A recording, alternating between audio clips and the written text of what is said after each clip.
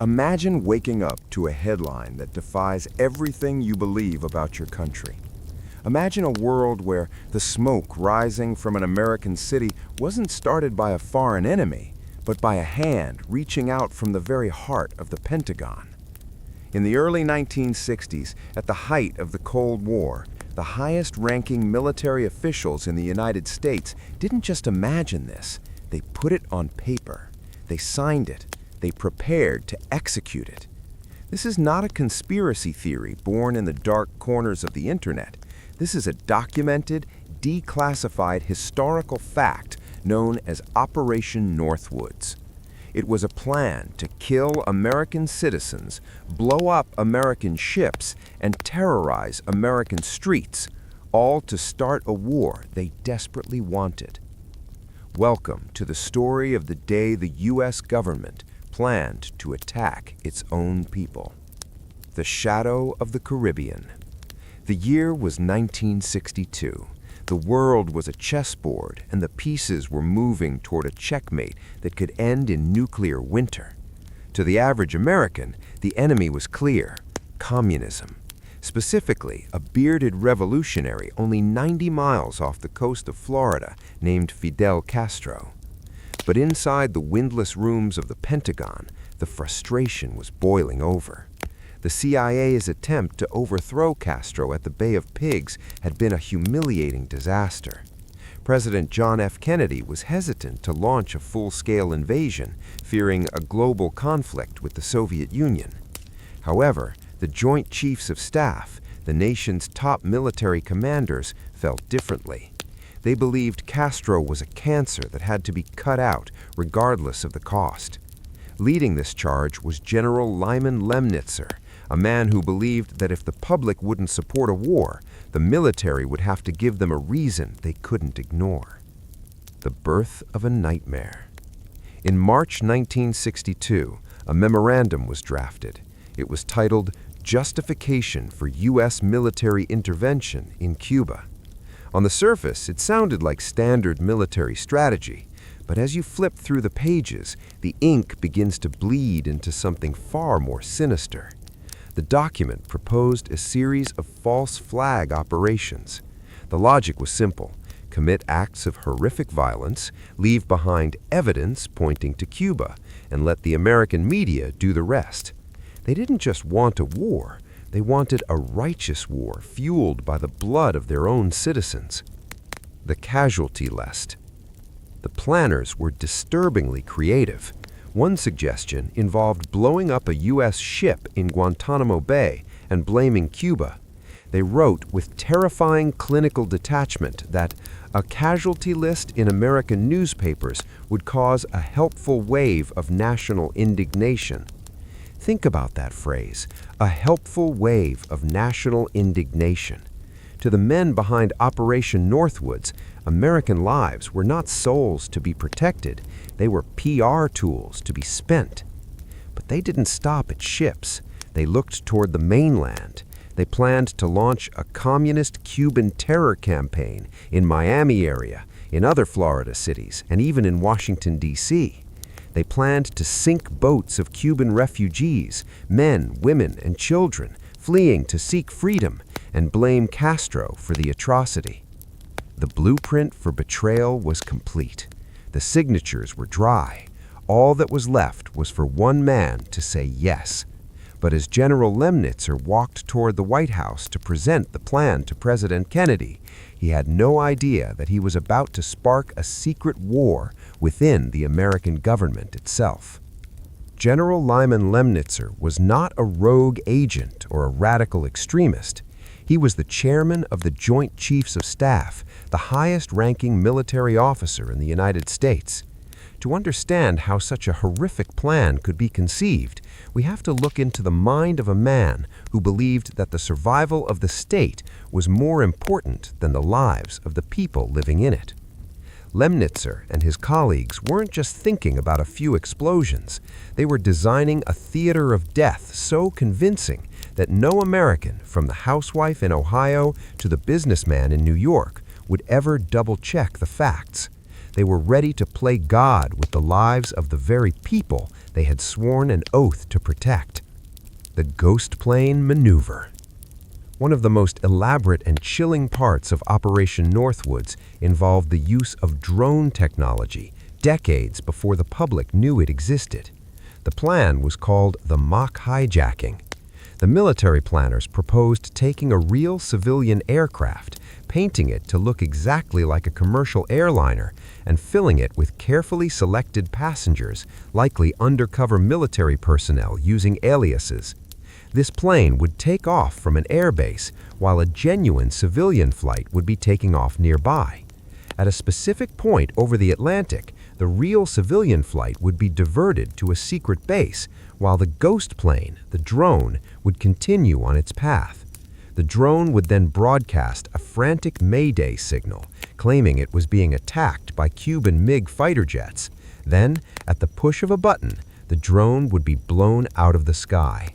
To the world watching on radar, it would look like Fidel Castro had just murdered 100 innocent American vacationers. Terror in the streets of Miami. While the air tragedy was being staged, the planners wanted boots-on-the-ground chaos. They proposed a series of bombings in Florida. The memorandum suggested exploding plastic bombs in carefully chosen spots, the arrest of Cuban agents, which would actually be U.S. assets in disguise, the release of prepared documents that proved Castro was behind the attacks. They even suggested a Remember the Maine incident. In 1898, the sinking of the USS Maine had propelled the U.S. into the Spanish-American War.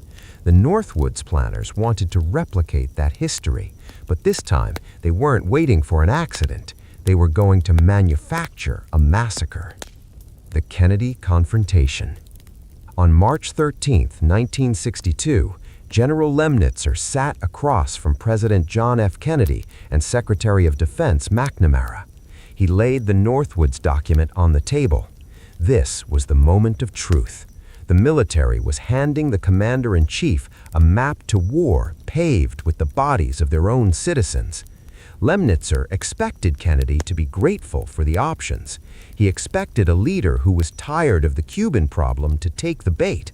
But Kennedy was not the man they thought he was.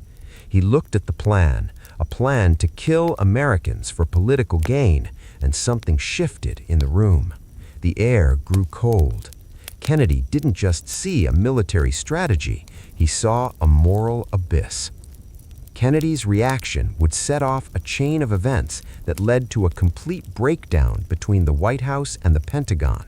He was realizing that the greatest threat to American democracy might not be coming from across the ocean, but across the street in the Pentagon. The rejection of Operation Northwoods was the beginning of a deadly game of cat and mouse, one that many believe would eventually lead to a sunny afternoon in Dallas. When President Kennedy looked at General Lemnitzer's proposal, he didn't see a solution. He saw a betrayal of the American soul.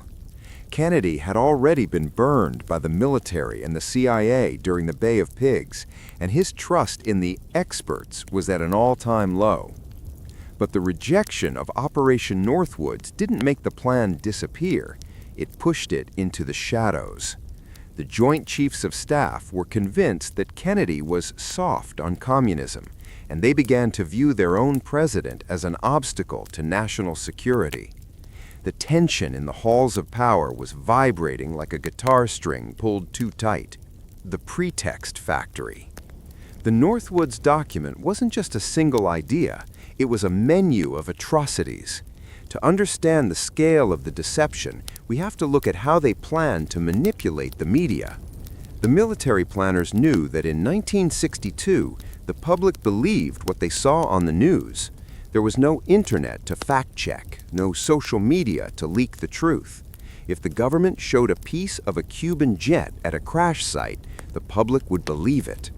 The planners suggested staging a funeral for mock victims to stir up public grief, using fake radio broadcasts to mimic Cuban military orders, planting evidence in the luggage of terrorists that linked back to the Cuban government. The Mercury Project risk. Perhaps the most terrifying part of the plan involved the life of an American hero. In February 1962, John Glenn was set to become the first American to orbit the Earth. The Northwoods planners saw this historic moment not as a triumph of science, but as a potential propaganda opportunity. They proposed that if the flight failed and Glenn were to die, they would provide irrefutable evidence that the Soviet-backed Cubans had used electronic interference to bring the capsule down. They were willing to use the tragic death of a national icon to launch a war. To the Joint Chiefs, even the stars were a canvas for their lies. Kennedy's defiance. Kennedy's refusal to sign off on Northwoods was absolute. He told Lemnitzer that there was virtually no chance of ever using overt military force to take Cuba. Shortly after this meeting, Kennedy began to strip Lemnitzer of his power. By June 1962, Kennedy denied Lemnitzer a second term as chairman of the Joint Chiefs of Staff, effectively firing the man who wanted to bomb Miami. But the general didn't go quietly. He was moved to a high-ranking position in NATO, where he continued to harbor a deep resentment toward the Kennedy administration. A government divided. The fallout from Operation Northwoods created a secret war within the U.S. government. On one side was the Kennedy brothers, JFK and Bobby, who were trying to rein in the military-industrial complex. On the other side were the generals and intelligence officers who believed the Kennedys were dangerously naive. This divide wasn't just political, it was existential. The military felt the president was preventing them from doing their job, winning the Cold War. And as the documents show, when the military feels the civilian leadership is a threat to the mission, the plans for regime change don't always stay overseas. As 1962 bled into 1963, the Northwoods plan was officially shelved, but the mindset that created it remained. The idea that the government could and should deceive its people for a greater good had taken root, and as Kennedy prepared for a trip to Dallas, the whispers in the Pentagon were growing louder. The man who said no to the generals was walking into a storm he couldn't see. For decades, Operation Northwoods was nothing more than a ghost, a rumor whispered by historians and dismissed as a fringe theory. The documents were classified top secret, hidden away in the deepest vaults of the National Archives. The men who wrote them went to their graves never speaking of the day they planned to murder American citizens. But secrets have a way of breathing. In the 1990s, the veil finally lifted. The Assassination Records Review Board, established to investigate the death of JFK, began digging into the archives. What they pulled out wasn't just a memo, it was a blueprint for a betrayal that would shake the foundations of American trust.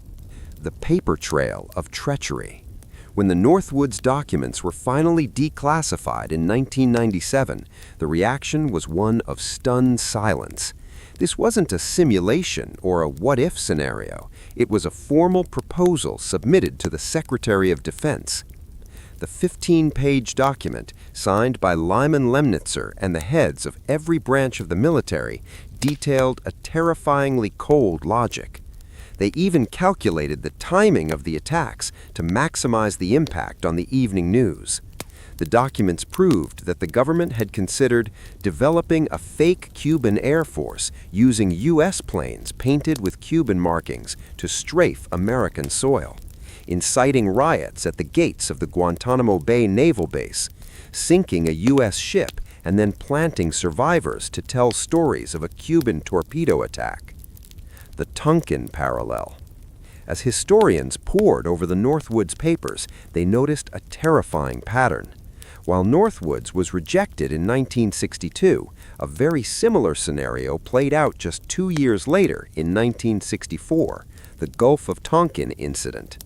In Vietnam, the U.S. claimed that North Vietnamese patrol boats had attacked an American destroyer. This event was used to justify a massive escalation of the Vietnam War. Decades later, it was revealed that the second attack never actually happened. The government had used a distorted event to lead the nation into a decade of war, exactly as the Northwoods planners had suggested for Cuba. The ethics of national interest.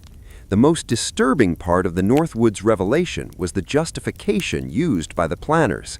They didn't see themselves as villains. In their minds, they were patriots. They believed that a small amount of American blood spilled in 1962 would prevent a large amount of blood being spilled in a future nuclear war with the Soviets. This utilitarian approach to human life is the hallmark of the secret state. It treats the citizenry not as the masters of the government, but as a resource to be managed or sacrificed to achieve a geopolitical goal. The public's loss of innocence. The release of these documents fundamentally changed how Americans viewed their history. It gave birth to a new era of skepticism. If the government was willing to plan this in 1962, what else were they capable of? The conspiracy theorists who had been mocked for years suddenly had a 15-page top-secret government document that proved their darkest suspicions were actually understatements. As the world learned the truth about Northwoods, the focus shifted back to the man who stopped it. John F. Kennedy had stood between his people and his military. He had chosen the lives of his citizens over the ambitions of his military. But in doing so, he had signed his own political death warrant. The shadow of Northwoods wasn't just about a plan that failed, it was about the culture of secrecy that survived. When we look at the timeline of the 1960s, it's impossible to ignore the collision course between John F. Kennedy and the military establishment. By rejecting Operation Northwoods, Kennedy hadn't just said no to a plan. He had declared war on the deep state of his era. He famously told his closest advisors that he wanted to splinter the CIA into 1,000 pieces and scatter it to the winds. But the winds were blowing in a different direction. On November 22, 1963, in Dallas, Texas, the man who stood in the way of the Northwoods planners was removed from the equation.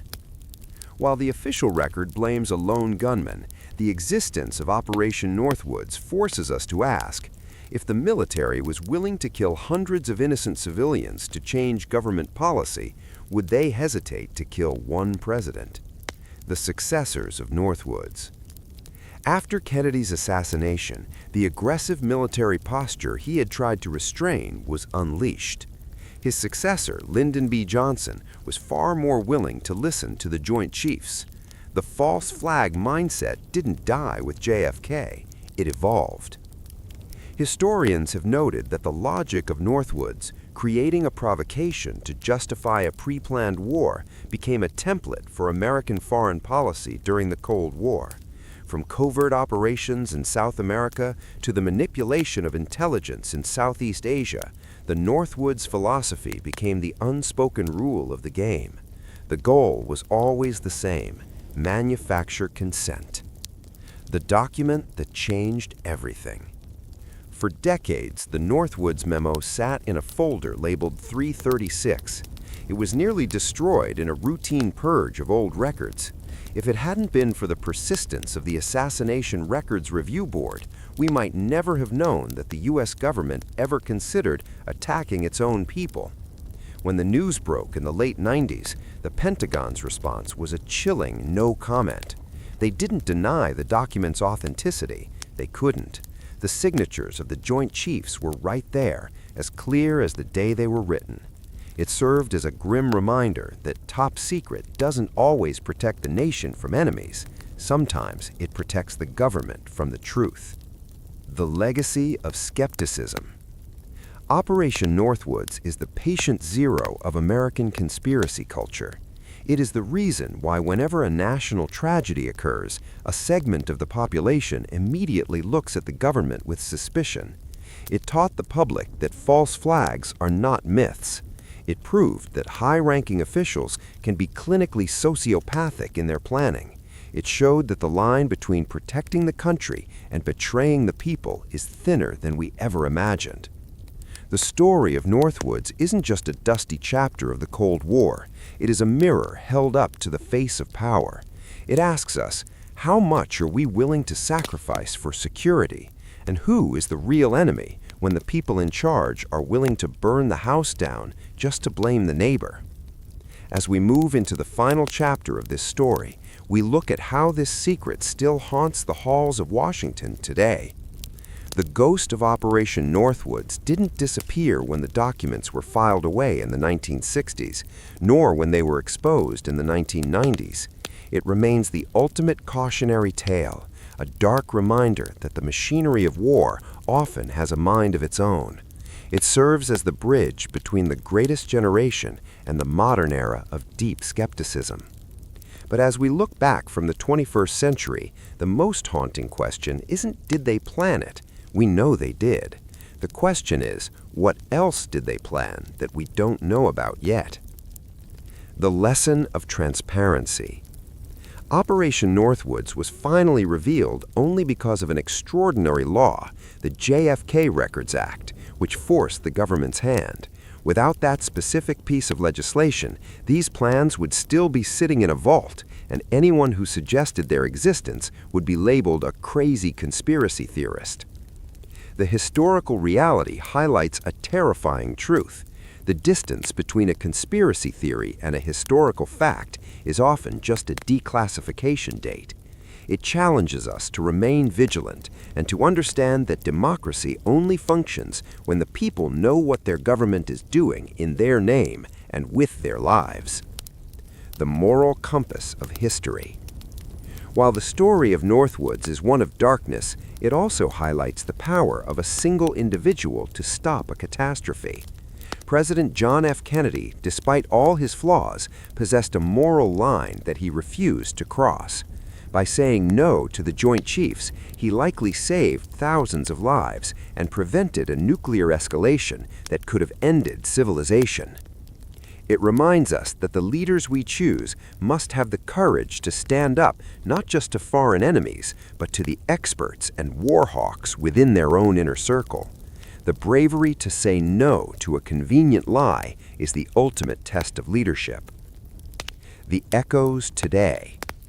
Today, the legacy of Northwoods lives on in every debate about government surveillance, every question about intelligence failures, and every skepticism regarding foreign provocations.